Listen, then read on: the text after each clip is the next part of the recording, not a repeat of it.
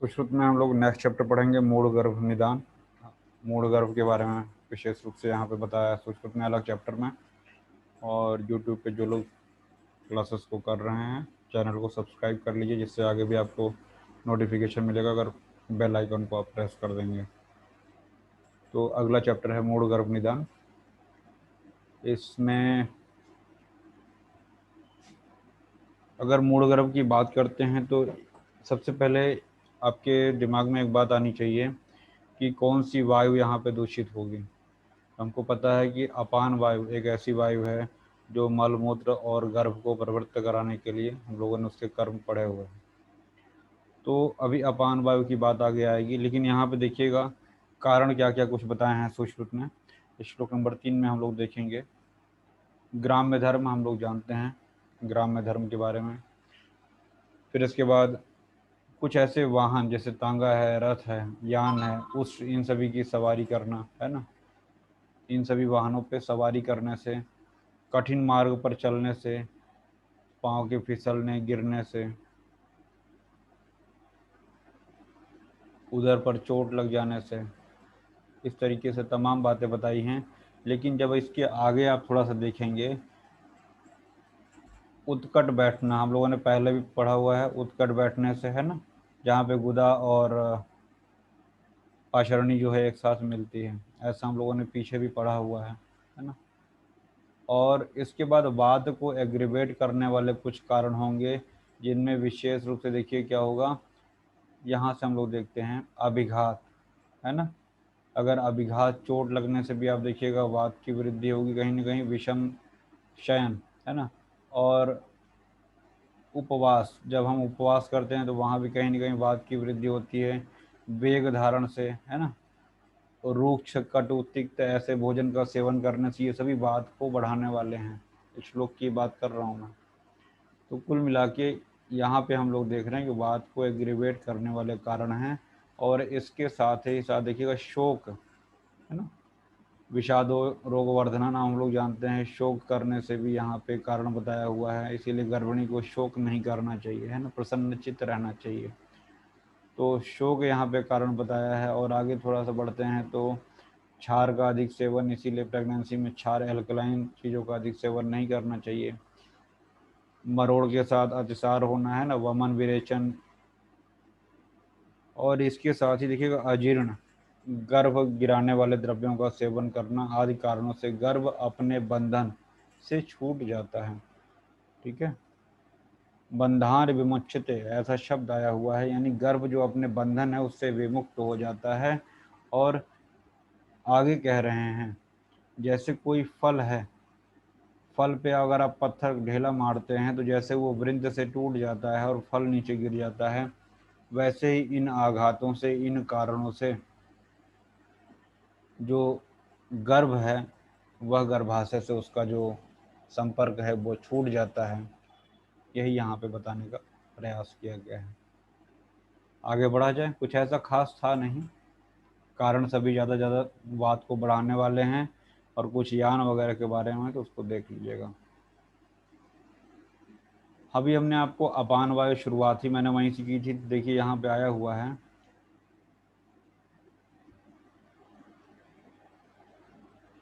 यहाँ पे विमर्श में लास्ट लाइन, सॉरी हिंदी में देखिएगा, अपान वायु के वैगुण्य से मूर्छित हो जाता है तब उसे मूढ़ गर्भ कहते हैं। विगुणाम अपान दिख रहा है श्लोक में, यस सर। तो इसको अंडरलाइन करिएगा। ऊपर बताए गए कारणों से मुक्त हुआ गर्भ गर्भाशय से निकलकर माता के यकृत, प्लीहा और आंत, जो कि गर्भ वृद्धि जन्य दबाव से ऊपर उठ गए थे, इनके साथ या इनके विवर से नीचे की ओर गिरता हुआ कोष्ठ में संक्षोभ उत्पन्न करता है। उस स्त्री के जठर के प्रक्षोभ से अपान वायु मूढ़ होकर, याद रखिएगा, पार्श्व, बस्ती, शीर्ष, उदर, योनि, है ना, यहाँ पे शूल, कुल 5 चीज़ें हैं यहाँ पे। पार्श्व, बस्ती, शीर्ष, उदर, योनि में शूल, आनाह, मूत्र संग यानी मूत्र में रुकावट होगा। और क्या होगा, रक्त स्राव के साथ तरुण गर्भ को गिरा देगी, है ना।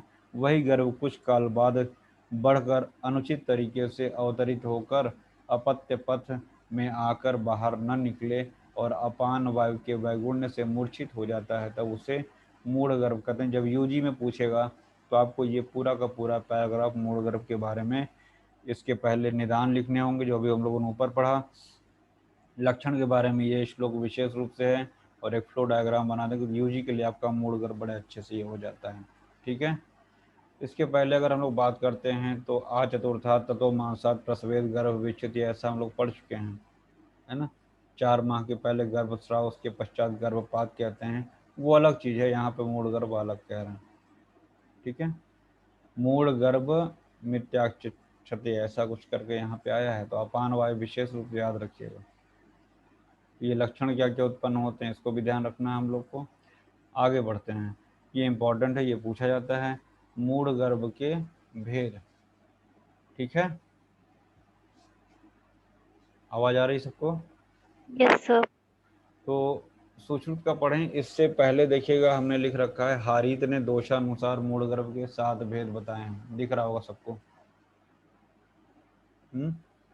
Yes sir. VPKS और द्वंद्व, यानी VP, PK और KV। ठीक, ये 7 जो भेद बताए हैं दोषों के अनुसार, ये हारीत ने बताए हैं। अन्य आचार्यों के अनुसार मूढ़ गर्भ के 4 भेद हैं। ध्यान रखिएगा, मूढ़ गर्भ के भेद तो 4 हैं, गतियां 8 होती हैं, दोनों में कंफ्यूज मत होइए। ठीक है, भेद 4, गतियां 8।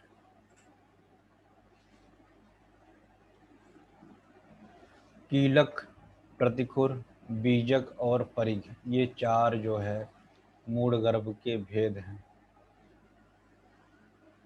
एग्जाम में श्लोक रख के देता है और पूछता है ये कौन सा मूढ़ गर्भ है। तो देखिए, सबसे पहले अगर हम बात करते हैं तो कीलक के बारे में क्या लिखा है, तत्र ऊर्ध्व बाहु शिरः पादो योनि मुखम निरूढ़धि कील। मतलब ये क्या कहना चाह रहे हैं कि जो गर्भ हाथ, सिर, पांव को ऊपर रखकर योनि मार्ग की को कील की तरीके से अवरुद्ध कर देता है। मतलब हाथ, सिर और पैर ये सभी एक साथ हो गए हैं और योनि को कील की तरीके से अवरुद्ध कर देता है। ठीक है, तो आपको इतना याद रखना है, ऊर्ध्व बाहु सिर पाद, 3 चीजें हैं, बाहु, सिर और पाद, ये तीनों कैसे हैं, ऊर्ध्व, और योनि के मुख को बंद कर देते हैं, तो इसको हम लोग कील कहेंगे। ठीक है, समझ में आ रहा है? जी सर। एक कल्पना करिए कि बच्चे का हाथ भी, पैर भी और सिर तीनों एक साथ हो जा रहा है। ठीक है, ऐसा एक इमेजिन करिए, तो उस तरीके से आपका ये कीलक हो गया। इसके बाद है प्रतिखुर। दूसरा क्या है, अगर श्लोक के हिसाब से अगर पूछता है, अगर एग्जाम में श्लोक रख के पूछेगा, है ना, तो याद रखिएगा ऊर्ध्व बाहु सिरा, इससे आपको पकड़ना है कीलक के लिए। अगर काय संगी शब्द दिया हुआ है तो वो प्रतिखुर का रहेगा। अगर, ध्यान से सुनिएगा, भुज शब्द आएगा, भुज, तो वो बीजक के लिए है। ठीक है, और अगर परिघ आया हुआ है तो परिघ ऑलरेडी वहाँ पे रहेगा। तो परिघ मुश्किल नहीं होता है, कीलक, प्रतिखुर और बीजक, इन्हीं तीनों को कैच करने में दिक्कत होती है। तो कीलक को हम लोग ऊर्ध्व बाहु शिरपाद से कैच करेंगे, और आपका काय संगी से आपका प्रतिखुर, और हमने बताया भुज से आपका बीजक। ये ऑप्शन चूज करने में हमको दिक्कत नहीं होगी। तो जो गर्भ हस्त, सिर और पांव को ऊपर रखकर योनि मार्ग को कील की तरीके से रोक देगा, अवरुद्ध कर देगा, वो कीलक हुआ। जो गर्भ के जिस गर्भ के हाथ, पैर और सिर निकल जाएं किंतु शरीर के मध्य भाग से योनि को रोक देता है। मतलब क्या है कि हाथ, सिर और पैर ये तीनों निःसृत, निःसृत मतलब निकल जाना, है ना। हस्त, पाद, सिर, वहां देखिएगा ऊर्ध्व बाहु शिर पाद है, और यहाँ पे निःसृत हस्त पाद, तो दोनों में अंतर है। ऊर्ध्व वाला क्या है, कीलक हो गया, निःसृत यानी कि प्रतिखुर में बाहर निकल जा रहा है हाथ, पैर और सिर, बाकी का जो मध्य शरीर है ना, वो फंस जा रहा है एक तरीके से, तो वो आपका प्रतिखुर हुआ।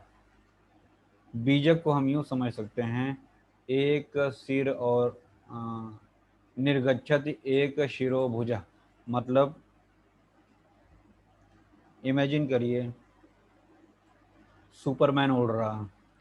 सुपरमैन उड़ रहा है, उसका एक हाथ नीचे है, एक हाथ ऊपर ऐसे किया हुआ है, ठीक है ना। एक हाथ ऐसे ऊपर करके उड़ रहा है, मतलब बच्चे का सिर बाहर आ गया है और एक हाथ बाहर आ गया है और फ्लाइंग पोजीशन में है, ठीक है। समझ में आ रहा है क्या बताना चाह रहे हैं? Yes sir. तो ये बीजक हो गया। यो निर्गच्छत एक शिरो भुजा, यूं समझ सकते हैं जो बीजक है वो एक हाथ उसका बाहर है और सिर बाहर है, तो ये आपका बीजक हुआ। जिस गर्भ का एक हाथ और सिर बाहर निकल आवे, ध्यान दीजिएगा, अगर दोनों हाथ दोनों पैर और सिर बाहर निकल जा रहा है तो वो क्या हुआ? प्रतिखुर है। एक हाथ केवल बाहर निकल रहा है और सिर, तो वो आपका बीजक हुआ। बीजक हुआ। और हाथ पैर सिर ये सब ब्लॉक कर दे रहा है तो आपका वो कीलक हुआ, ठीक है। परिघ में आते हैं। परिघ में यूं समझ लीजिए जो गर्भ परिघ की तरह, यानी कि हम लोग जब पोजीशन पढ़ते हैं तो एक ब्रीच पोजीशन पढ़ते हैं, एक सिफेलिक पोजीशन पढ़ते हैं और एक ट्रांसवर्स पोजीशन पढ़ते हैं, अगर आपने गायनी में पढ़ा होगा और उसमें, ठीक है। तो जिसको हम लोग बोलते हैं बच्चा बेड़ा बेड़ा हो गया है, मतलब बिल्कुल ट्रांसवर्स हो जाना बच्चे का, ठीक है। न तो ऐसे है न तो ऐसे है। अगर जो बच्चे का सिर है अगर योनि मार्ग की तरफ है, नीचे की तरफ, तो उसको सिफेलिक पोजीशन कहते हैं। अगर बच्चे का बटक नीचे है योनि मार्ग की तरफ, उसको कौन सा पोजीशन कहते हैं? ब्रीच पोजीशन ब्रीच कहते हैं। पोजीशन। और अगर हॉरिजॉन्टल यानी कि बेड़ा बेड़ा हो गया है बच्चा, तो उसको हम लोग ट्रांसवर्स पोजीशन कहते हैं। और इसी ट्रांसवर्स पोजीशन को मूढ़ गर्भ में परिघ कहते हैं। समझ में आया? Yes sir. याद रखिएगा, ठीक है। आई थिंक चारों क्लियर हो गए होंगे, कीलक, प्रतिपुर, बीजक और परिघ। कीलक दोनों हाथ पैर और सिर ब्लॉक कर दे रहा है कील की तरीके से। प्रतिपुर में क्या है? हाथ पैर और सिर बाहर निकल जा रहा है, बाकी शरीर फंस जा रहा है। बीजक में एक हाथ और अपना सिर बाहर किए रहता है। परिघ में ट्रांसवर्स पोजीशन रहता है। आगे बढ़ते हैं हम लोग। कील को माधवकर ने संकीलक नाम दिया है, ऐसा यहाँ लिखा हुआ है, ठीक है।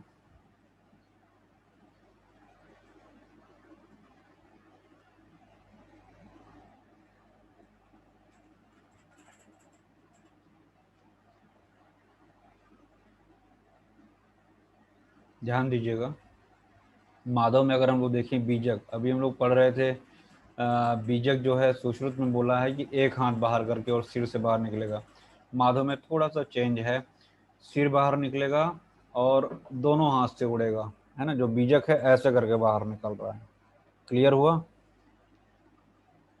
दोनों भुजाओं से और सिर से बाहर निकल रहा है, और दोनों पैर भी बाहर आ जाएंगे तो उसको क्या बोलेंगे? दोनों हाथ। प्रतिपुर। प्रतीक। प्रतीक हुई। प्रतीक। तो ध्यान रखिएगा इस चीज को, ठीक है। और एक बात और लिखी है,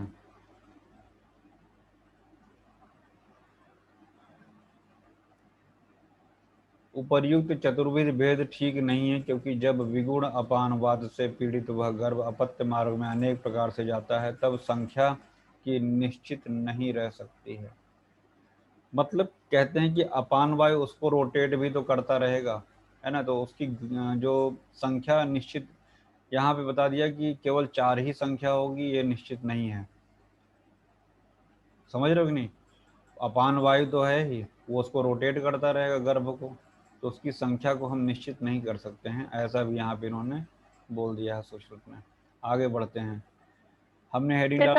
वो गतियां हो जाएंगी ना जो डिफरेंट, वो चेंज होता रहेगा तो। आगे देखिए, आ गया हेडिंग, आ गया अभी आपके सवाल का जवाब यहाँ मिलेगा। पहली बात तो हेडिंग उसको सही कर लीजिएगा, मूढ़ गर्भ भेद लिखा हुआ है 7वें श्लोक के बाद हिंदी में, उसको मूढ़ गर्भ गतियाँ लिख लीजिए।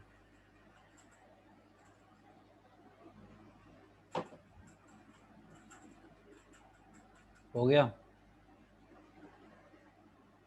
Yes sir.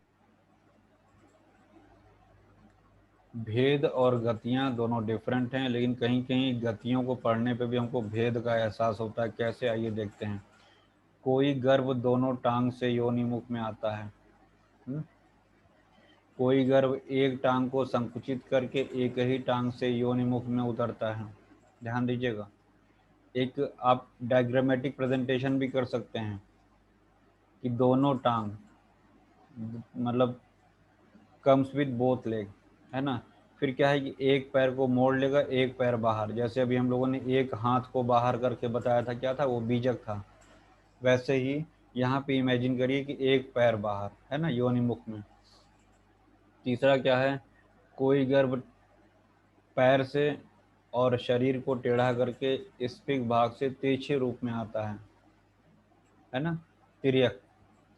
चौथा क्या है, पार्श्व पृष्ठ इनमें से किसी एक हिस्से से आकर योनि को अवरुद्ध कर दे रहा है। कोई गर्भ सिर को अंदर या पार्श्व की ओर झुकाकर एक बाहु से आता है। मैंने अभी बताया था आपको ना कि कभी कभी आपको लगेगा कि हम गति पढ़ रहे हैं कि मूड गर्भ पढ़ रहे हैं। तो अब ये पांचवा पॉइंट देखने से किसकी तरफ आपको इशारा हो रहा है, कोई इशारा हो रहा है। बीजेक। बीजक की तरफ जा रहा है। फिर छठवां है, कोई गर्भ सिर को टेढ़ा कर बाहुओं से आता है, कोई मध्य भाग को टेढ़ा करके दोनों हाथ पैर। अब इस समय आपको इतना डिटेल देखिए नहीं पूछना है, ठीक है। इतना डिटेल आपसे अगर पूछेगा तो सिर्फ यूजी में पूछता है मूल गर्भ की गतियां कौन कौन सी होती हैं। आठवां पॉइंट देखिए, कोई एक टांग से पायु को दबाकर दूसरी टांग से योनि मुख की ओर आता है। ध्यान दीजिएगा, जो दूसरा था और आठवां दोनों में अंतर है। दूसरा क्या था, कोई गर्भ एक टांग को संकुचित करके एक ही टांग से योनिमुख में उतरता है, ऐसा हम लोगों ने दूसरा पॉइंट पढ़ा। और यहाँ क्या है, एक टांग से पायु यानी कि गुदा को दबाकर दूसरी टांग से योनिमुख की ओर आता है। श्लोक में भी देखिएगा,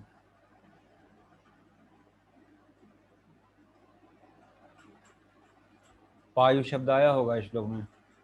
कश्चित एकेन शक्तिना योनिमुखम प्रतिपद्यते पायुम, मिला।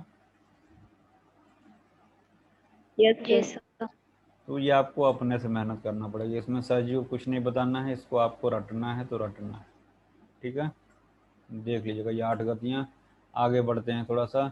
वाग्भट ने 7वें और 8वें मूढ़ गर्भ को विष्कंभ कहा है, याद रखिएगा, ये पूछा जाता है। विष्कंभ क्या है, 7वें और 8वें मूढ़ गर्भ को विष्कंभ कहा है। जो अभी हम लोगों ने ऊपर पढ़ा, 7वां और 8वां विष्कंभ हो गया। सुश्रुत की इन अष्टविध गतियों को निम्न रूप से समझना चाहिए। स्फिक पादोदय, स्फिक हमने बताया बटक को बोलते हैं, पाद दोनों पैर को, यानी full breech presentation with impact, impaction लिखा हुआ है। ब्रीच प्रेजेंटेशन अभी हमने आपको बताया, बटक के बाहर, बटक बाहर की तरफ। दूसरा है पादोदय या जानोदय, है ना। तीसरा है स्फिक उदय, पार्श्व अवतरण ट्रांसवर्स प्रेजेंटेशन बोल दिया है। तो यहाँ से देखना हो तो देख सकते हैं, यूजी के लिए कभी पूछा नहीं जाएगा। हाँ, ऊपर जो 8 पॉइंट थे उसको आपको क्लियर होना चाहिए। विष्कंभ क्या होता है ये पता होना चाहिए।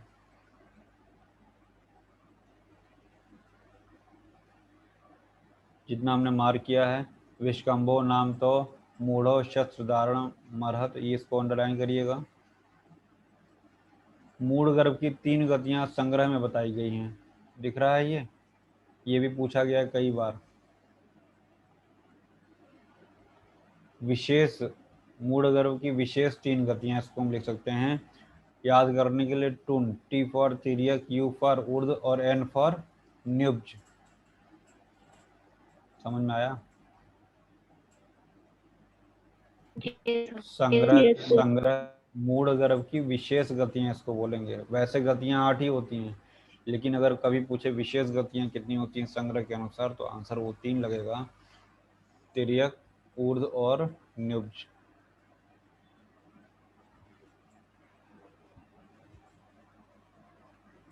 मूढ़ गर्भ के बारे में हम लोग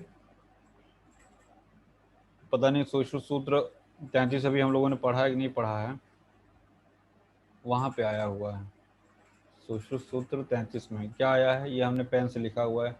गर्भकोश परासंगो मक्कलो योनिसमृत हन्यात स्त्रियम मूढ़ गर्भे यथोक्तान चा उपद्रवा। दिख रहा है श्लोक सबको। Yes sir. जब सुश्रुत सूत्र 33 बताएंगे तो वहां पे इसको हम आपको एक्सप्लेन करेंगे।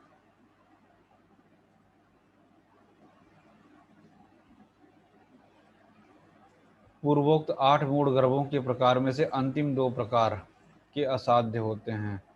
8 मूढ़ गर्भ का जो प्रकार लिखा है इसको हम गतियां कह सकते हैं। तो जो अंतिम 2 गतियां हैं वो कैसी होती हैं?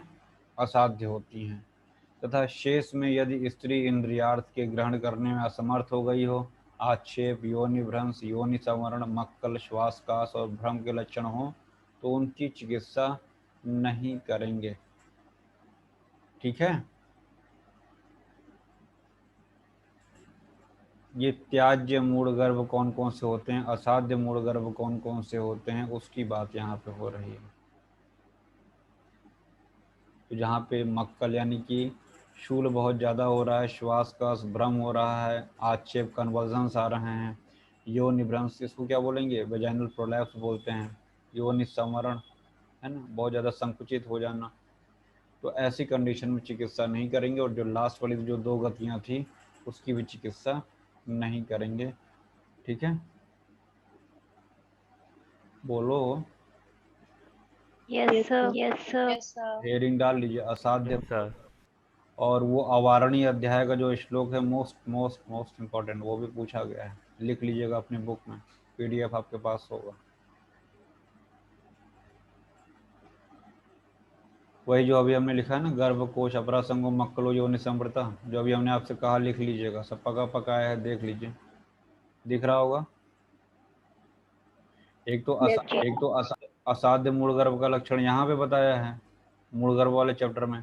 एक अवारणीय अध्याय में भी असाध्य मूल गर्भ, वहाँ पे कई व्याधियों के असाध्यता के लक्षण सुश्रुत ने एक्सप्लेन किए हैं, तो मूल गर्भ की असाध्यता का भी वहाँ पे वर्णन किया है।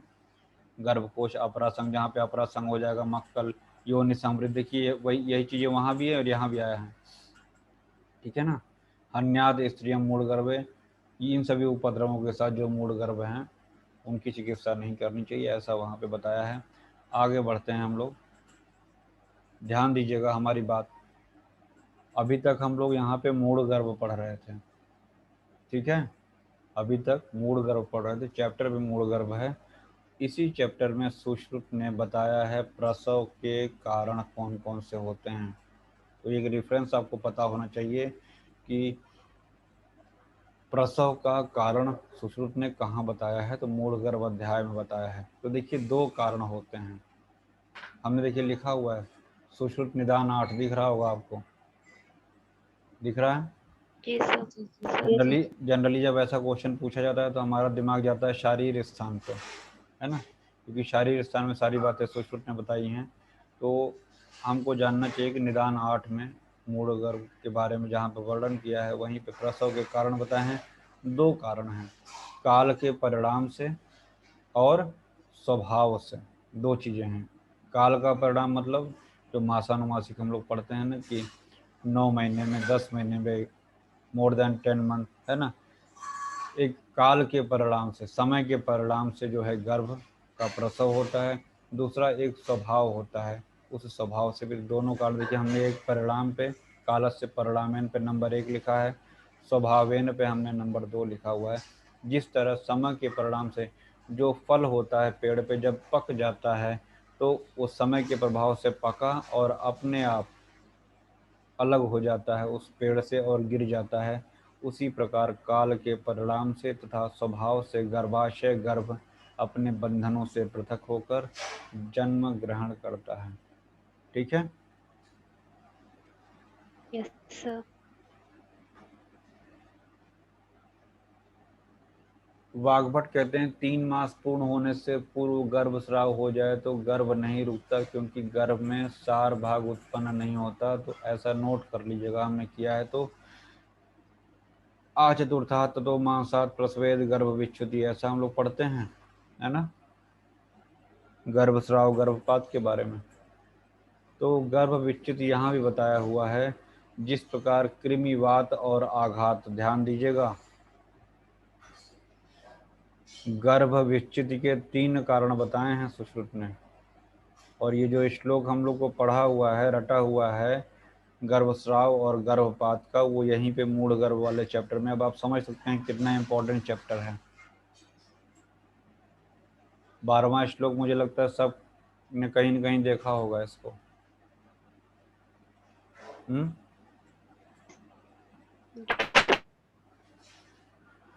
तो ये है। गर्भ विच्छेद के 3 कारण होते हैं क्या?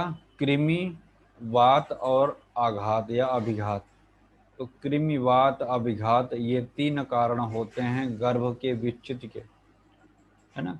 जिस प्रकार कृमि, वात और आघात, इन कारणों से वही फल अकाल में बिना पके गिर जाता है। जैसे जिस फल में कीड़े लग जाएंगे, आंधी का झोंका आ जाएगा, है ना, या उसको आप पत्थर से चोट मार देंगे, इन 3 कारणों से वो फल समय से पहले बिना पके गिर जाएगा। उसी प्रकार से कृमि यहाँ पे इन्फेक्शन को कह सकते हैं, है ना। कोई भी बैक्टीरियल इन्फेक्शन हो सकता है, वायरल इन्फेक्शन हो सकता है इसकी वजह से। या दूसरा क्या है यहाँ पे, वात क्या है, अपान वायु की विगुणता हो सकती है, और आघात, ट्रॉमा हो सकता है। इन कारणों से गर्भ जो है गर्भाशय से अलग हो सकता है और गिर सकता है। आई थिंक क्लियर हो गया होगा। तो कृमि, वात और अभिघात सुपर हिट क्वेश्चन है, कई बार पूछा गया है। गर्भ विच्छेद के कारण कितने हैं? 12वें श्लोक पे आ जाइएगा।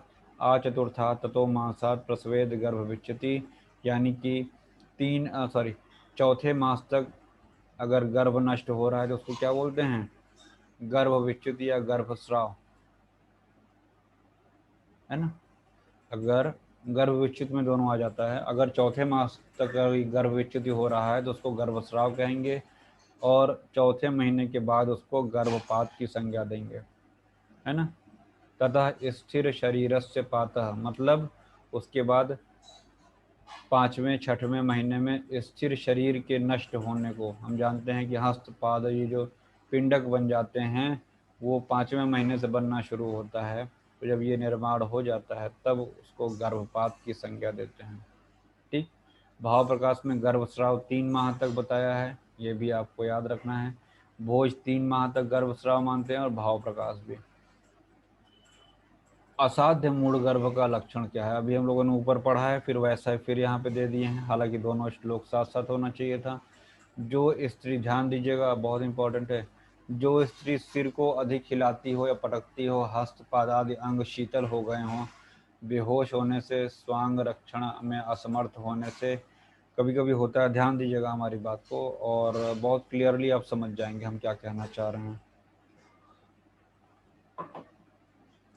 स्त्री अगर अपने होश में है तो सबसे पहले अपने लज्जा, अपने वस्त्रों का उसको केयर करना होता है, अपने कपड़ों का ध्यान, अपने पल्लू का ध्यान रखती है। लेकिन अगर वो अपने वश में नहीं है, उसकी तबीयत वाकई में गड़बड़ है ना, अगर वो असाध्यता की तरफ जा रही है, अपने कंट्रोल में नहीं है, तो उसे अपने वस्त्र इत्यादि का, अपनी लज्जा का कोई भी वहाँ पे ध्यान नहीं रह जाता। ऐसा सबके साथ कंडीशन कहीं ना कहीं देखा होगा सभी ने। वही यहाँ पे सुश्रुत उस वातावरण को आपके सामने रखने का प्रयास कर रहे हैं। समझ में आ रहा है कि नहीं? जी सर। तो निरपत्रपा जो लिखा हुआ है, लज्जा रहित सी मालूम पड़े, मतलब कि वो कंडीशन जब आ जाती है तो ऐसी स्त्री का जो है वो मूढ़ गर्भ जो होता है असाध्य हो जाता है। हाथ पैर पटक रही है, हस्तपादादि अंग शीतल हो गए हैं, है ना। शीतांगी लिखा हुआ है, ठीक है ना। प्रविध्यत शिरो याता या तो शीतांगी। निरपत्रपा, तो निरपत्रपा को हमने गोला बनाया हुआ है, वही निर्लज्जता से है। यहाँ वो निर्लज्ज नहीं, लेकिन उसको होश ही नहीं है ना।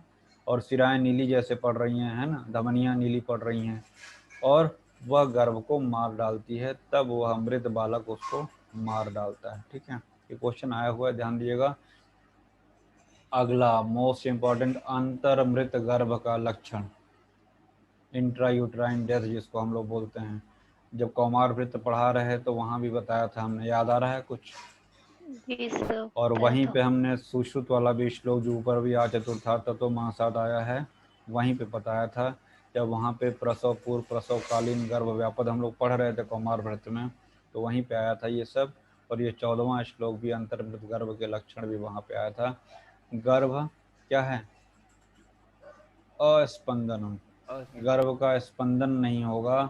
आवी नाम प्राणशः शाव पांडुता, और आवी का विनाश, आवी प्रणाश है, वो प्रणाश नहीं प्रणाश, आवी नाम प्रणाश, आवी का विनाश हो जाना। और शाव पांडुता, पांडुता और श्यावता कहाँ पे? चेहरे पे हो जाएगा। और श्वास में बदबू, अगर गर्भ में अगर मरा हुआ एक फिटस है तो श्वास में बदबू आएगी, और बस्ती गर्भाशय और उदर में शूल होगा। ये सभी किसके लक्षण हैं? अंतर्मृत गर्भ। वहाँ पे आईयूडी भी लिख सकते हैं, इंट्रा यूट्राइन डेथ। ठीक है, बहुत बार पूछा गया, ध्यान दीजिएगा। गर्भ अस्पंदनम, उसको पढ़िएगा। आविनाम प्रणाशः, शाव पांडुता। तीन तो फर्स्ट हाफ में लक्षण हो गए, गर्भ अस्पंदन, आविनाम प्रणाशः, शाव पांडुता, है ना।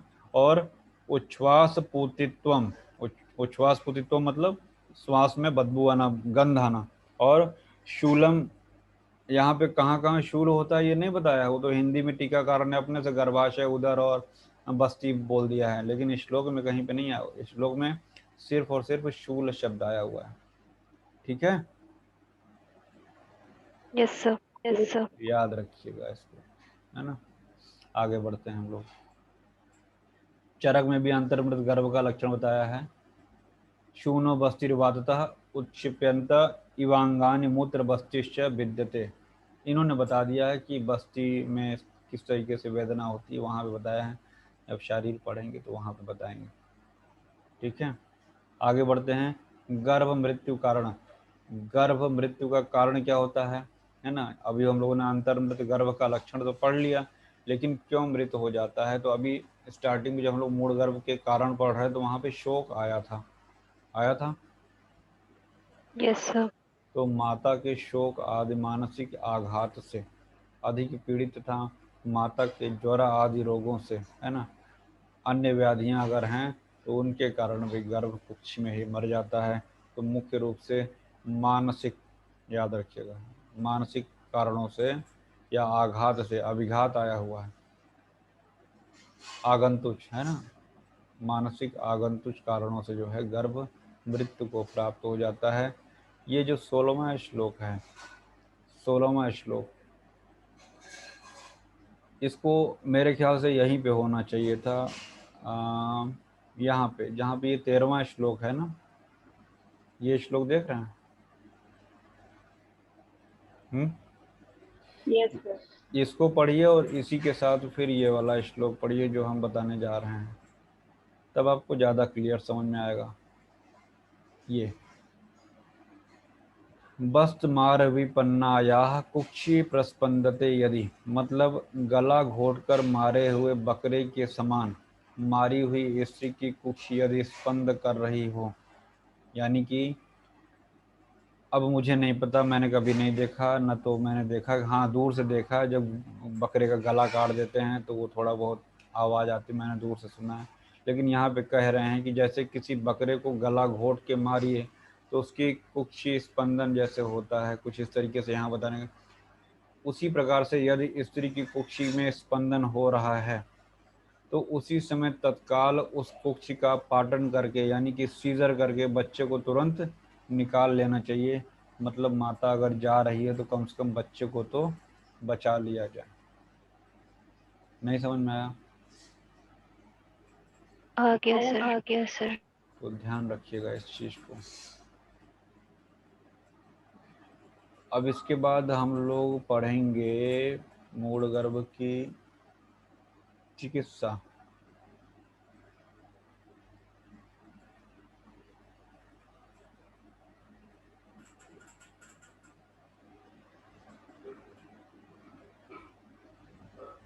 देखिएगा, मूल गर्भ चिकित्सा पढ़ने से पहले यहाँ पे कुछ चीज़ें लिखी हुई हैं, हम आपको बता दें। मूल गर्भ जो होता है वो कष्टतम है। कैसे कष्टतम है, देखिए श्लोक में आया हुआ है, दिख रहा है, दिख रहा है सबको। मूल गर्भ कष्टतम व्याधि बताया है। Yes sir. अश्मरी में हम लोग पढ़े थे दारुण, आपने ध्यान नहीं दिया हुआ, अश्मरी में दारुण शब्द आया था। ठीक है, जब उत्तर तंत्र में हम लोग श्वास काश विलंबिका पढ़ेंगे तो वहाँ पे सुश्रुत ने उसको दुर्निवार बताया है। ठीक है, दुर्निवार, दारुणो व्याधि, ऐसा कुछ करके अश्मरी के लिए आया हुआ है, ध्यान रखिएगा। और मूल गर्भ शल्य निर्हरण के उपाय 10 बताए हैं। कितने? 10। 10। कैसे लिखा है मैंने, ये तीसरे श्लोक में देखिए, ये 10 तरीके बताए हैं, उसी को हमने अलग से लिख लिया। अब कभी आपसे ये पूरे के पूरे डिटेल नहीं पूछेगा, लेकिन आपको ऑब्जेक्टिव में ये पता होना चाहिए कि मूढ़गर्भ शल्य निर्हरण के उपाय कितने हैं, सुश्रुत के 10, और कष्टतम व्याधि कौन सी है, मूढ़गर्भ। फिर इसके बाद मूढ़गर्भ के प्रकार। मूढ़गर्भ की गति संक्षेप में 8 होती है। अभी हम लोगों ने वहां पे 8 पढ़े थे, अभी 8 पढ़े थे पीछे। Yes, sir. प्राकृतिक रूप से भी 3 प्रकार की रुकावटें गर्भ में हो सकती हैं, वो तो याद ही रखिएगा। लेकिन अब प्राकृतिक रूप से यहाँ पे 3 रुकावटें याद रखिएगा। हमने याद करने के लिए जैस लिखा हुआ है, JAS। जे से मतलब जघन प्रदेश की वक्रता के कारण, है ना। यानी जघन, हम कटी के अग्रभाग को जघन बोलते हैं, तो उसका टेढ़ा वक्र मतलब टेढ़ा हो जाना। तो जे फॉर जघन का वक्र हो जाना। ए फॉर अंश प्रदेश, यानी जो कंधा है, बाहु है, उसका वक्र हो जाना। एस मतलब सिर का वक्र हो जाना। जब आपको जैस याद रहेगा तो याद रखिएगा 8 गतियां तो निदान में बताई हैं और 3 गतियां चिकित्सा बताते समय फिर जिसमें जैस है, JAS, ठीक है। मूढ़गर्भ में मंत्र प्रयोग की बात की है, जिसको च्यवन मंत्र बोल रहे हैं ना, तो च्यवन मंत्र याद रखिएगा कि सुश्रुत ने मूढ़गर्भ चिकित्सा में बताई है। मूढ़गर्भ निकालने की क्रिया। पूर्व कथित औषधियों का भी प्रयोग करें। गर्भस्थ शिशु की मृत्यु होने पर गर्भिणी को चित्त लिटावें, दोनों जंगा सिकोड़कर, कट के नीचे कपड़े का गद्दा, ये तमाम चीज़ें लिथोटमी पोजीशन जिसको हम लोग बोलते हैं। फिर धनवन है, नगवृत्तिका है, सेमल का लुआब, घी का लेप कर योनि में प्रवेश करके गर्भ निकालना है। कुल मिला के मैनुअली निकालने की बात कर रहा है। अंत के 2 मूढ़गर्भ असाध्य होते हैं, अभी वहां भी आया था, दिख रहा है सबको, Yes. Yes sir. यहाँ भी आया हुआ है। और मूढ़गर्भ को निकालने के लिए शस्त्र का प्रयोग करेंगे। जीवित गर्भ को कभी शस्त्र से नहीं काटना चाहिए, क्योंकि काटने पर माता और शिशु दोनों की मृत्यु हो जाती है। ये पॉइंट याद रखिएगा।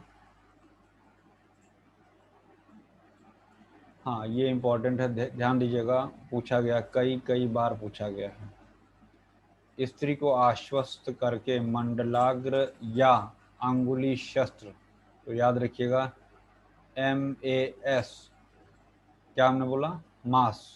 M फॉर मंडलाग्र, A फॉर अंगुली शस्त्र।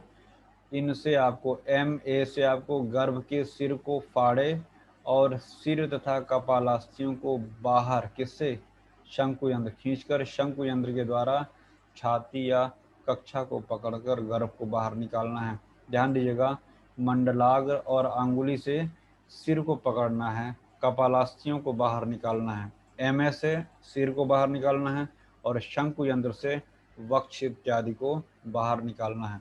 तो 3 यहाँ पे शस्त्र का प्रयोग किया। मास, समझ में आया। Yes. जी। तो ये मास याद रखिएगा, MS से सिर और S से वक्ष प्रदेश, ठीक है, याद रखिएगा इसको। यहाँ पे हमने लिखा है हारीद ने मूढ़गर्भ निकालने के लिए अर्धचंद्र यंत्र का बताया हुआ है, और ब्रीहिमुख शस्त्र हम लोग जलोदर में पढ़ते हैं। ब्रीहिमुख जलोदर में, तो ये चीज़ें कुछ इंपॉर्टेंट होती हैं जो वहाँ पे ऑप्शन देख के हम डर जाते हैं कि वहाँ पे मंडलाग्र था कि अंगुली था, फिर कन्फ्यूजन होने लगता है कि अरे जलोदर में था कि मूढ़गर्भ में पढ़े थे। तो इसलिए याद रखिएगा, यहाँ पे ब्रीज हमने लिखा हुआ, ब्री मतलब ब्रीहिमुख शस्त्र, जैसे जलोदर, समझ में आया। अभी उधर हमने स्किप कर दिया है, अगले क्लास में पढ़ाएंगे उसको, ठीक है, तो वहाँ पे आएगा ये चीज़। शस्त्र बहुत इंपॉर्टेंट है, उड़ जाएगा, सारे इंपॉर्टेंट पॉइंट बताने जा रहे हैं। शस्त्र कर्म के ज्ञाता वैद्य को मंडलाग्र शस्त्र के द्वारा छेदन कर्म करना चाहिए। अभी मंडलाग्र ऊपर भी आया था, Yes, sir. आया था ना। अभी कहीं PG एग्जाम में पूछा था कि इनमें से किस शस्त्र का प्रयोग नहीं करते हैं मूढ़गर्भ निकालने, तो वृद्धि पत्र का प्रयोग नहीं करते हैं, ठीक है, लिखा हुआ है ना, वृद्धि पत्र का अग्रभाग तीक्ष्ण होता है, उससे छेदन करने में स्त्री की प्राण हानि संभावित है। मतलब कुल मिला के वृद्धि पत्र का प्रयोग नहीं करना है, समझे। हमने वृद्धि पत्र पे क्रॉस लगा दिया है। नहीं समझ में आया? आया। समझ गया सर। हाँ, तो आगे बढ़ते हैं। शस्त्र कर्म कर दिया आपने, उसके पश्चात आपने मूल गर्भ को बाहर निकाल दिया। इस प्रकार जिस नारी का शल्य निकला हो उसे उष्ण जल से स्नान कराना है और योनि में पिच धारण कराएंगे। तो उष्ण जल से स्नान और पिच धारण कराएंगे। इसके बाद पयोवात हर सिद्धम दशाहम भोजन हितम, तमाम चीज़ें आई होंगी। अब आप इसको पढ़ लीजिएगा क्या क्या वहाँ पे आपको आहार वगैरह देना है ना। पिपली, पिपली मूल, सौंठ इत्यादि की बात है ना। क्लिनिकली अगर देखा जाए तो दशमूल के द्रव्यों का प्रयोग आप कर सकते हैं। ये इम्पॉर्टेंट है कि 10 दिन तक भोजन में वातहर द्रव्यों से सिद्ध क्षीर का सेवन करना है। कितने दिन तक? 10 दिन तक। 10 दिन। और हम सभी व्याधियों में परिहार काल पढ़ते हैं, कितने समय तक हमको परहेज करना चाहिए इन सब चीज़ों का, मैथुन इत्यादि का। यहाँ देखिएगा परिहार काल यहाँ भी दिया हुआ है, चतुर्भ्यो मासेभ्यो वृषजेत परिहारतः। मिला? जी सर। ये भी बहुत पूछा गया है कि मूल गर्भ में 4 माह तक आहार विहार के बंधन से, है ना, 4 माह तक बंधन रहेगा। ठीक है, 4 माह बाद बंधन मुक्त रहेगा। फिर देखिएगा सूतिका रोग में बलातैल की बात कर रहे हैं, ध्यान दीजिएगा। बलातैल, सूतिका, बलातैल है। और ये बलातैल जो है कहाँ कहाँ पे प्रयोग करते हैं? इसमें स्वर्ण, चांदी या मिट्टी के पात्र में अच्छी तरह भरकर रखना है। यह बला तेल वात व्याधि को नष्ट करता है। प्रसूता को शक्ति के अनुसार इस तेल की मात्रा सेवन कराएं, है ना। और ये चोट वगैरह पे भी, भग्न वगैरह पे भी है। तो हिक्का, कास, है ना, अधिमंत, गुल्म, श्वास, इस तरीके से कई व्याधियों में 6 माह तक इस तेल का, देखिए आया हुआ है षण्मास, दिख रहा होगा। 6 माह तक इसका प्रयोग करना है बला तेल का। ठीक है। जी सर। और पुरुषो भवेद स्थिर यवन, खाली इतना रख के पूछ लेगा किस औषधि के लिए है, तो बला तैल के लिए है। ठीक है।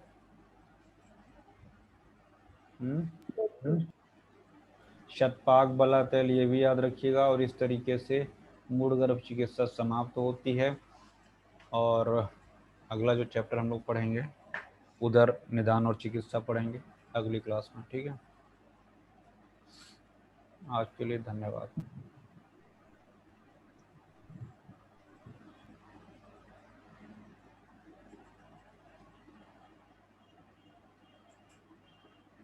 क्लास टाइम से ज्वाइन करिए। अगर आप 2 मिनट भी लेट करेंगे तो मैं मीटिंग लॉक कर दूंगा। और आज मैंने मीटिंग लॉक कर दिया है।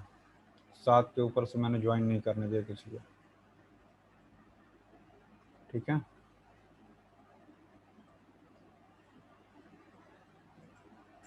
मैसेज देखते रहा करिए और क्लास टाइम भी ज्वाइन करिए।